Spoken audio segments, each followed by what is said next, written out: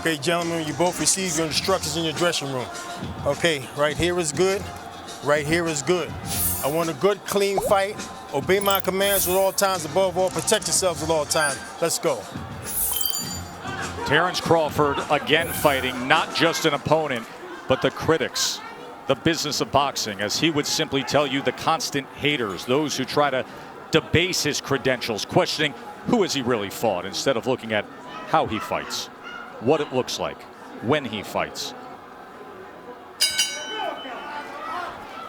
Round number one, and Dre, I offer you this. Among all the analysis of what could happen in this fight that gives Kell Brook hope is that Bud Crawford at times has been a slow starter. In fact, Dre, the fight we did against Egis Kavaiaskis, Egis outlanded Crawford total punches over the course of the first 3 rounds. What should be Brook's approach early on? Well, he can't get reckless, but he needs to start fast, start picking up that jab. I think Brook is realizing right now that Terence Crawford is a lot longer than he realized, and the space between, where he is now and actually hitting Crawford is a lot further than he realized. But yes, coming off 11-month layoff, being, a slow starter historically, the first few rounds, Brook wants to win those.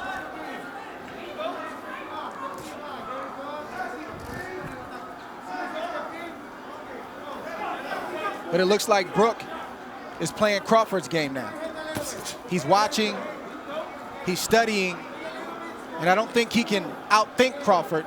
He's got to start to let those hands go as he comes behind that left hand. See, Brook thing is timing. That's his thing. He wants to time Crawford on the way in. Brook also has a great jab, a sharp jab, a strong jab. And you can see Terence Crawford trying to figure out how he can land his jab without getting hit.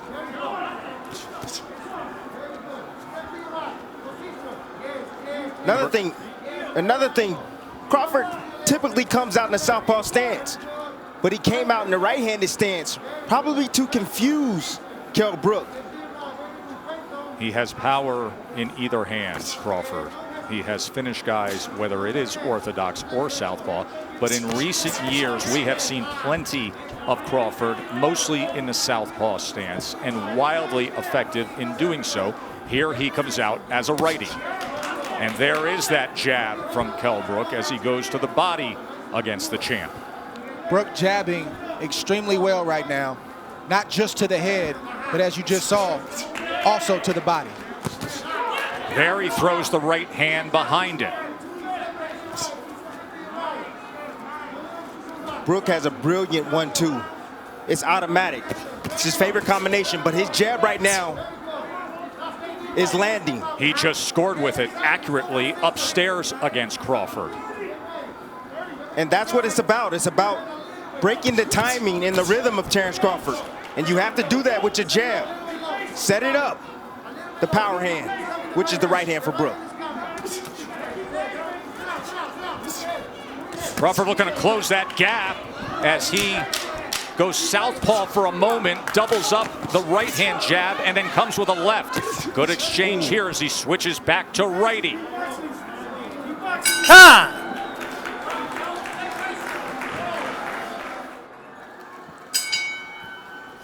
Back ringside here for round number 2 of our welterweight championship fight. Tim Bradley, in that first round, Kell Brook threw 17 jabs, effectively landed 6 of them. Look, timing is what Kell Brook is special at. He has a 69-inch reach. You have to understand that. He has the shorter arms in this matchup, but he knows when to throw his jab and at the right time, at the right distance, and at the right speed. Funny to say that he doesn't have the reach. I mean, just look at the size advantage. Look at the size across the shoulders, across the back. Look at the muscles popping in the upper body of Kell Brook and the base he has as well, that foundation with the legs. And see, what I noticed is that Kell Brook is taking a page out of Egis Kavaiaskis. He's being patient. He's waiting. He's looking to counter Crawford. He's trying to get Crawford to commit so he can make him pay. Jab is giving Crawford a lot of problems right now. You see him thinking, and Brook is doing the right thing. He's jabbing. That's the most important thing he can do right now because it sort of keeps him out of danger. It helps him to kind of create his range and where he wants to let his shots go, and it's also got Crawford thinking.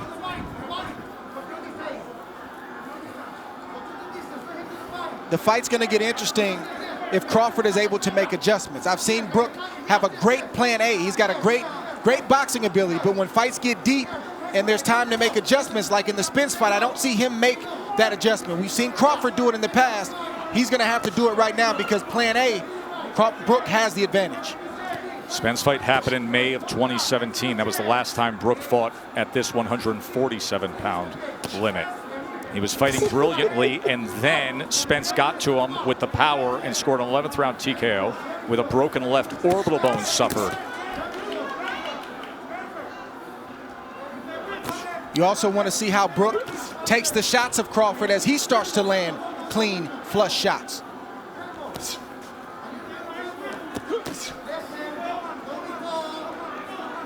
Right now it's a battle of patience. Neither fighter can afford to make a mistake, and as you see, Brook stepped in just a tad bit, and Terence had combinations waiting on him. Just fired off a right uppercut, did Kell Brook. Brook has every punch in his arsenal. He has a strong left hook. He also has a straight right hand and a beautiful uppercut. And as you can see, his jab is giving Terence Crawford problems, and Terence goes southpaw. Crawford switches for one of two reasons. Either he sees something or what he was doing in the right-handed stance wasn't working. What do you suspect here, Dre? I think the latter is true. The right-handed stance wasn't working, and he wants to see if he can get something going from the left-handed stance. Stop. No. And a 2 in Vegas. Joe, Tim, and Dre with you here in Vegas. Round number 3 of the championship fight.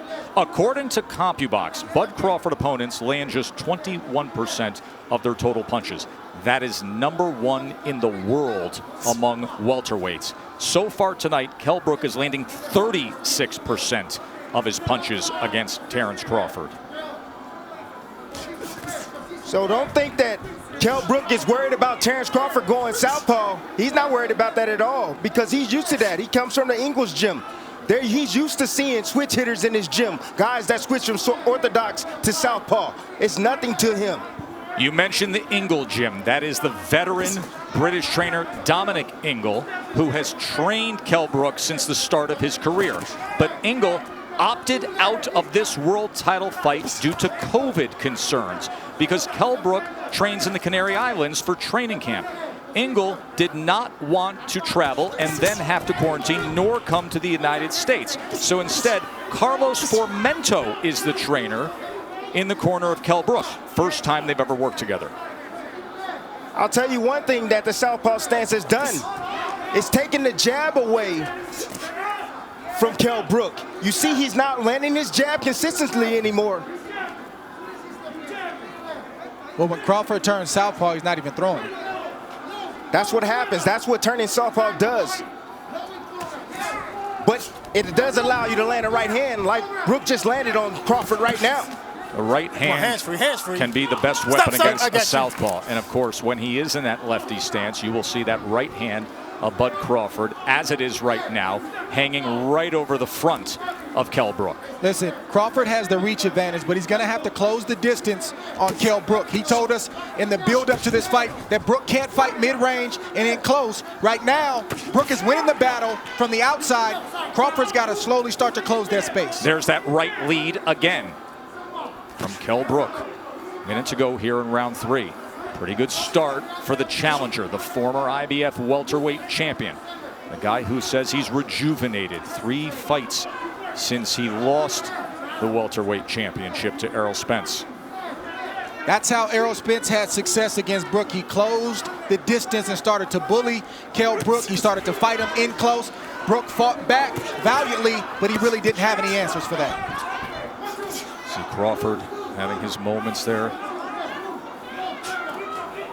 I see some swelling already on the right eye of Terence Crawford, in the right hand, right down the middle that just lands for Kell Brook. And there's a right hand from Crawford. Way to answer that right hand.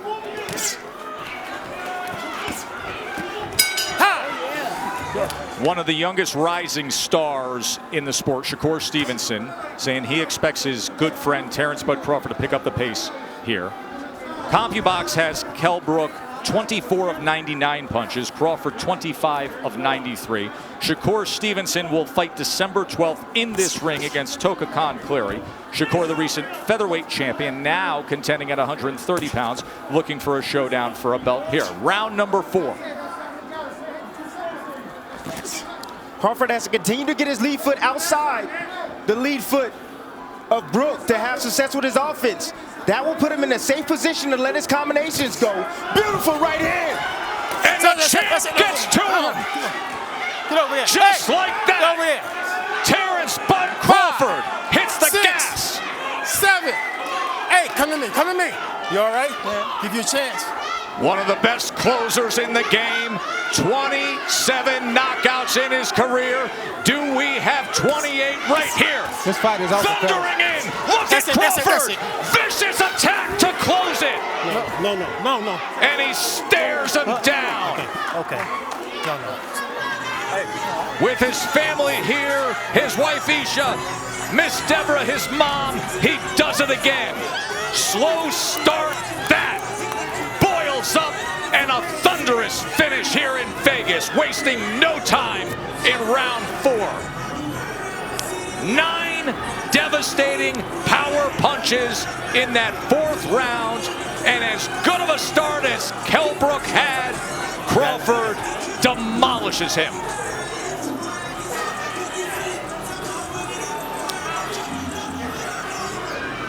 That's why this is called a 12-round fight. Slow start, but great finish. Great finish. You got to account for that 12-month layoff for Terence Bud Crawford.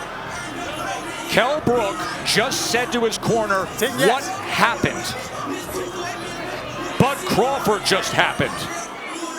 Fellas, I said I wanted to see what Kell Brook does when he tastes the power of Terence Crawford.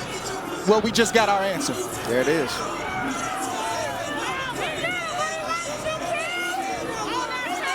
They have come from Omaha. They took COVID tests today to enter the bubble. His family is here to witness the next chapter. The 37th win. The 28th knockout. The newly minted #1 pound-for-pound fighter in the world came out to prove his status.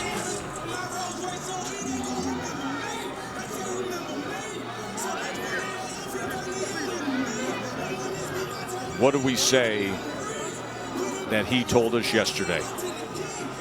That this is the hurt business, that you don't play boxing, and he would show everybody.